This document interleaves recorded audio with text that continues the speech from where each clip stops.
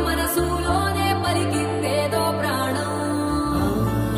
కన్నుల్లోనే గంగై పొంగిన ఆనందం, కాలంతో పరిహాసం చేసిన స్నేహం. పొత్తులు దాటి హద్దులు దాటి జగములు దాటి యుగములు దాటి